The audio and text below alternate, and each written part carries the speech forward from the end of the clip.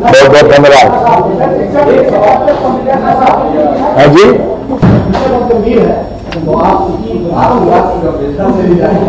तो क्या शिक्षा मित्रों और अनुदेशकों के साथ एक बार फिर से सरकार ने धोखा किया?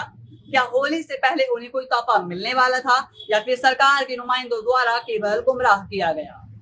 सोमवार को हुई उत्तर प्रदेश की कैबिनेट बैठक में कुल 19 बड़े फैसले लिए गए, लेकिन जिन शिक्षा मित्रों और अनुदेशकों को उम्मीद थी कि उनके मानदेय में इजाफा होगा, वे ठगे से रह गए।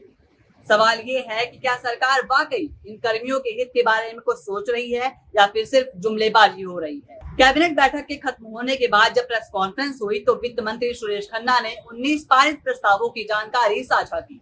सभी को उम्मीद थी कि अब शिक्षा मित्रों और अनुदेशकों के मानदेय पर भी कोई ऐलान होने वाला है, लेकिन ऐसा कुछ भी नहीं हुआ। और जब पत्रकार ने इस मुद्दे पर सवाल पूछा तो सुरेश खन्ना का जवाब चौंकाने वाला था। कैबिनेट बैठक में कई महत्वपूर्ण निर्णय लिए गए, जिनमें गेहूं की एमएसपी बढ़ाना, मेडिकल कॉलेज खोलना और मेट्रो प्रोजेक्ट को आगे बढ़ाने जैसे फैसले शामिल थे।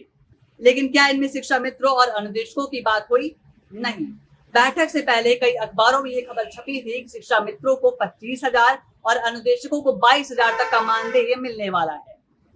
इसको लेकर बड़ी बड़ी हेडलाइंस बनी, जिससे शिक्षा मित्रों और अनुदेशकों में खुशी की लहर दौड़ गई, लेकिन हकीकत कुछ और ही निकली।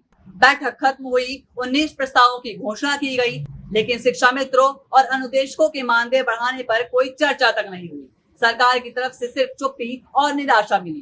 क्या ये सरासर धोखा नहीं है?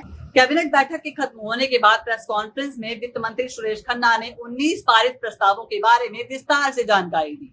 सभी को लग रहा था कि अब शिक्षा मित्रों और अनुदेशकों को लेकर भी कुछ कहा जाएगा, लेकिन जब उन्होंने इस पर कुछ नहीं बोला तो एक पत्रकार ने सीधा सवाल किया, शिक्षा मित्रों और अनुदेशकों के मानदेय को लेकर सरकार का क्या फैसला है?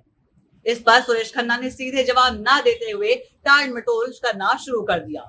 पहले इधर उधर की बातें की और फिर अचानक प्रेस कॉन्फ्रेंस से उठकर जाने लगे, और जाते जाते उन्होंने सिर्फ इतना कहा कि आइए इस पर अलग से बात करते हैं। मैं आपसे विदा चाहूंगा सभी लोगों के धन जी।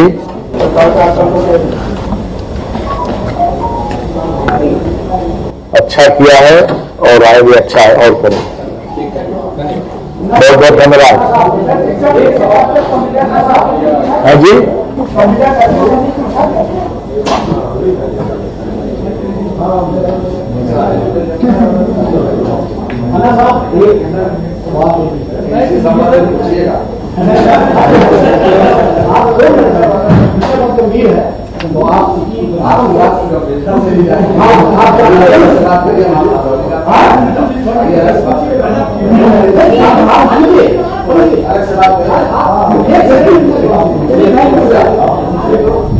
मतलब साफ था, कैबिनेट बैठक में शिक्षा मित्रों और अनुदेशकों पर कोई फैसला लिया ही नहीं गया।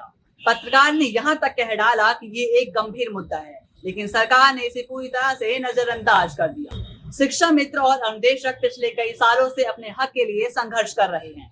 बार बार सरकार उन्हें झूठे सपने दिखाती है, लेकिन जब फैसले लेने की बारी आती है तो उनकी अनदेखी कर दी जाती है। ये वही शिक्षा मित्र हैं जो प्रदेश के सरकारी स्कूलों में बच्चों को पढ़ाते हैं, लेकिन जब उनके हक की बात आती है, उनके सम्मानजनक वेतन की बात आती है, तो सरकार के कानों में जू तक नहीं रेंगती। आखिर क्यों सरकार इन मेहनती शिक्षा मित्रों की सुन नहीं? तो सवाल सीधा है, शिक्षा मित्रों और अनुदेशकों को उनका हक कब मिलेगा? सरकार आखिर कब तक उन्हें सिर्फ झूठे वादों में उलझाए रखेगी? अगर आपको लगता है कि सरकार को इस मुद्दे पर जवाब देना चाहिए तो इस वीडियो को ज्यादा से ज्यादा शेयर करें, कमेंट करें और अपनी राय जरूर रखें। आपकी आवाज ही शिक्षा मित्रों और अनुदेशकों का समर्थन बन सकती है।